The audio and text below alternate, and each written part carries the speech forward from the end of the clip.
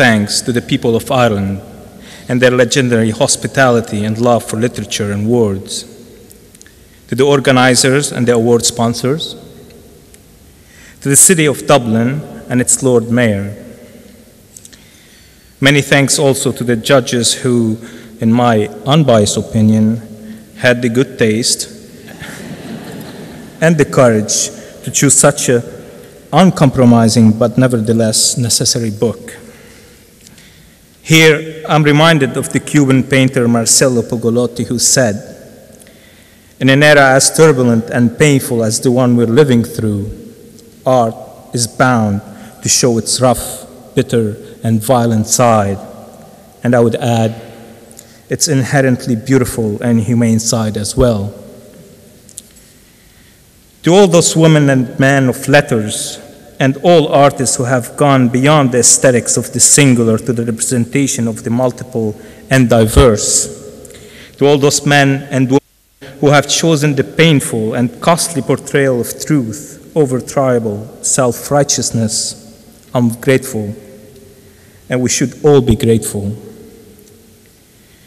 To all those librarians who currently and historically have gathered and diffused knowledge, beauty, and resistance, even as the waves of hatred and ignorance periodically cover words, burn books, and stifle thought, I say, I'm an admirer and an ally. My gratitude also extends to my father,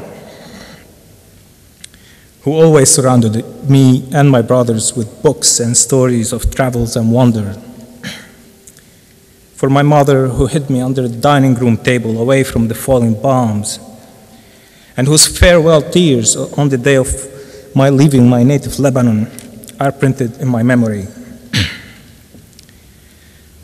Little did I know then that my departure would transfer me into a creature who loathed borders and their violent winds that give importance to the flags of warriors marching to the battlefield.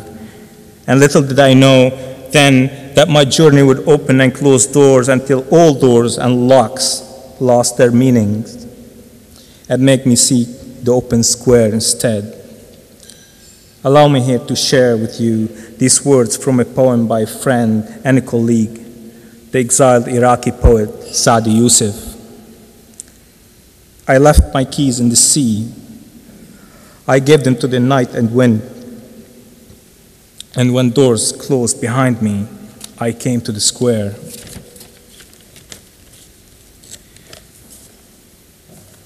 My gratitude tonight is long and endless. It's not completed without sincere acknowledgement to the Winnipeg Public Library in our vast, beautiful Canadian prairies, and the librarians there who have fearlessly embarrassed and presented my book, The Niro's Game, for you to consider.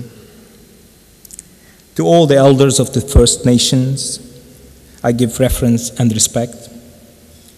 And to all Canadians whose ever-welcoming spirit and tolerance and love for books and literature and long history of supporting causes of social justice, I say, I'm one of you. I thank my publisher and editor, Lynn Henry, and everyone at House of Anansi, my brother Mark, Merdad, Ralph, and my dear friends John Asfour, Lisa Mills, Madeleine Thien, and Muhammad Salari, who kept me alert and awake during those long taxi driving nights. In the midst of this joyous occasion, I can't help but recall James Joyce's short story, The Dead. Much like the protagonist, who in the midst of festivities remembers her loss and grieves, I too remember and honor all those who perished in a senseless war, as all wars tend to be. I am myself the product of divisions and mergers. My childhood was marked by the geographical and sectarian divide of a nation in war. It's ironic, familiar, and also reassuring that I'm talking to you tonight from Ireland, a nation once war-driven and now a peaceful and prosperous land, a nation with a history that parallels the history of my native Lebanon. I'm also the product of many exposures to various civilizations, languages, religious influences. Born as a Christian Arab, a group whose existence as an integral part of a great Arabic and Islamic civilization, I grew up learning 2 languages and different histories. And at the age of 18, learned the English language and imbibed the canon of its great poets and writers. Later, as a traveler, a citizen, a worker, a reader, and a writer, I was fortunately bound to become a global citizen. The history of mankind is full of wars, divisions, the flow of blood, the fight of refugee and misery. I long for the day when an African child will be able to roam the world as if it's rightly his.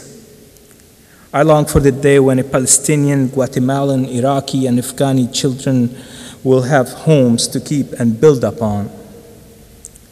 I long for the day when we humans realize that all we are gatherers and wanderers, ever bound to cross each other's path, and that these paths belong to us all. Here's where Amin Maalouf's word in his novel Léon l'Africain ring true. De ma bouche, tu entendras l'arabe, le turc, l'arc-castillan, le berbère, l'hébreu, le latin, l'italien vulgaire, car toutes les langues, toutes les prières m'appartiennent, mais je n'appartiens à aucune. Je suis qu'à Dieu et la terre, et c'est à aucun jour prochain je reviendrai. You will hear Arabic, Turkish, Castilian, Berber, Hebrew, Latin, and common Italian from my mouth, because all languages and prayers belong to me, but I do not belong to any. I belong to God and to earth, and one day I'll go back to them. Thank you very much.